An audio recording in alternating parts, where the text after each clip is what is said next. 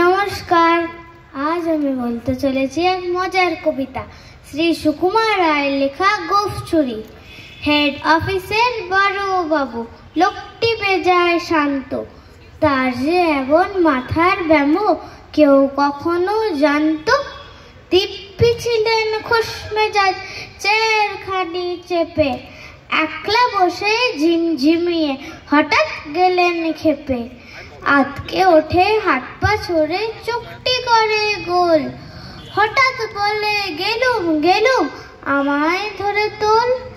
তাই শুনে কেউ বদ্যি হাঁকে, কেউ বা হাঁকে পুলিশ, কেউ বা বলে কামড়ে দেবে সাবধানে দে তুলিস।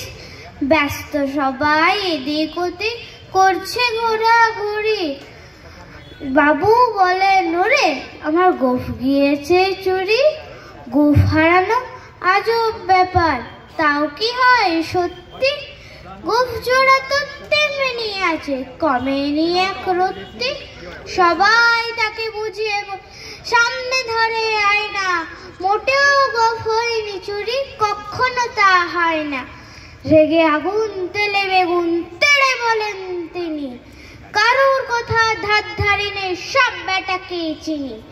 নোংরা ঝাঁটা খ্যাংরা ছাটা বিচ্ছিরি আর ময়লা, এমন গোফ তো রাখতো জানি শ্যামবাবুদের গয়লা। এই গোফ যদি আমার বলিস করবো তোদের জবাই, এই না বলে জরিমানা করলেন তিনি সবাই। ভীষণ রেগে ভীষণ খেয়ে দিলেন লিখে খাতা, কাউকে বেশি লাই দিতে রে সবাই চড়ে মাথায়। অফিসের এই বানরগুলোর মাথায় খালি গোবর, গোফ জোড়া যে কোথায় গেল কেউ রাখে না খবর। ইচ্ছে করে এই বেটাদের গোফ ধরে খুব নাচি, মুখ্যগুলোর মুন্ডু ধরে কোদাল দিয়ে চাচি। গোফকে বলে তোমার আমার গোফ কি কারুর কেনা, গোফের আমি গোফে তুমি গোফ দিয়ে যাইছে না। নমস্কার।